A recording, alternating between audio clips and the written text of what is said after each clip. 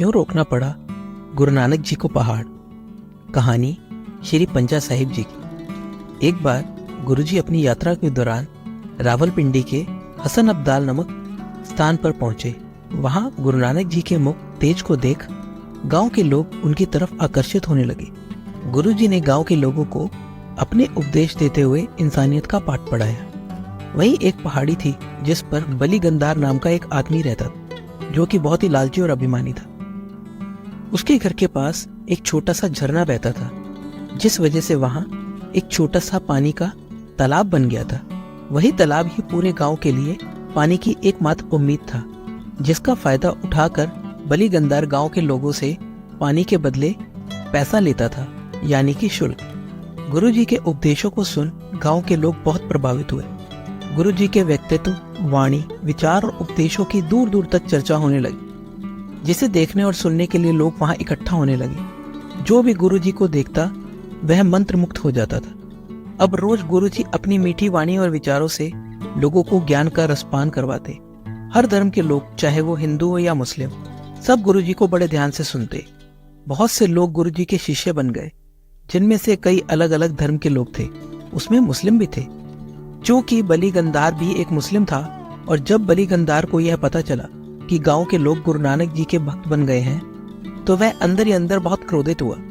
गुरु नानक जी के प्रति लोगों का समर्पण और नानक जी का नाम दूर दूर तक फैलता देख बली गंदारी को नानक जी से ईर्ष्या होने लगी। इस ईर्ष्या के चलते बली गंदारी ने गांव के लोगों को पानी देने के लिए उनसे अधिक कर वसूलना शुरू कर दिया। बली गंदारी के पास पानी का एक छोटा सा चश्मा था। सिर्फ वही उस गांव के लोगों के लिए पानी का एकमात्र जरिया था। दूर दूर तक और कहीं भी पानी नहीं था। बली गंदारी गांव के लोगों को पानी देने के बदले उनसे छोटी सी धनराशि लिया करता था। इस तरह अब जो कोई भी पानी लेने के लिए पहाड़ी पर बली गंदारी के पास जाता, वह उससे अब दोगुना कर वसूलता, जिसके चलते लोगों को अब बहुत परेशानी होने लगी थी। लोगों के पास अब इतना धन नहीं था कि उसको इतना कर दे सके। लोग अब प्यास से तड़पने लगे थे। लोगों के बार बार मिन्नत करने पर भी उसने लोगों को पानी नहीं दिया। लोग अपनी समस्या को लेकर नानक जी के पास गए। गांव के लोगों ने सारी बात गुरु नानक जी को बताई। नानक जी ने अपने शिष्य भाई मर्दाना को पानी लेने के लिए पहाड़ के ऊपर भेजा। बली गंदार ने भाई मर्दाना को पानी भरने से इनकार कर दिया।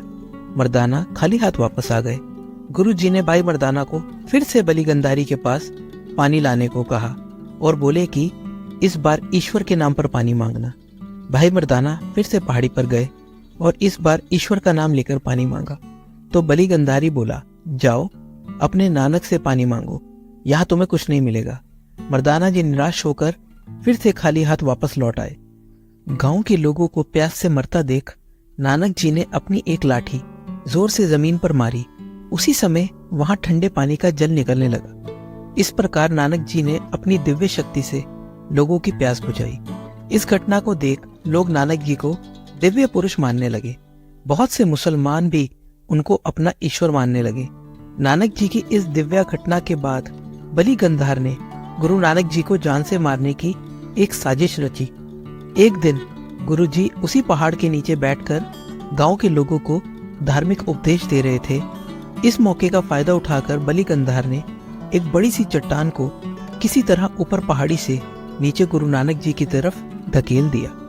उस बड़े से पत्थर के नीचे आने की आवाज इतनी भयानक थी, जिसे देख और सुन वहां बैठे गांव के लोगों में अफरा तफरी मच गई। वो बड़ा पत्थर गुरु जी की तरफ आता देख गांव के लोगों ने गुरु जी को वहां से हट जाने के लिए कहा, लेकिन गुरु जी ने पीछे मुड़ कर भी नहीं देखा।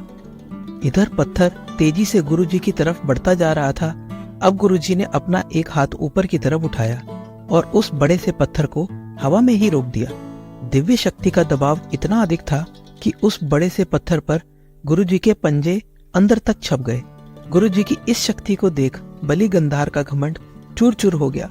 बली गंधार गुरुजी के चरणों में अपने गुनाहों की माफी मांगता हुआ नतमस्तक हो गया। गुरुजी बहुत दयालु थे, ईश्वर का अवतार थे। उन्होंने बली गंधार को माफ कर दिया और बुरे कर्म छोड़कर हमेशा अच्छे कर्म करने को कहा। लोगों का भला करने का उपदेश दिया।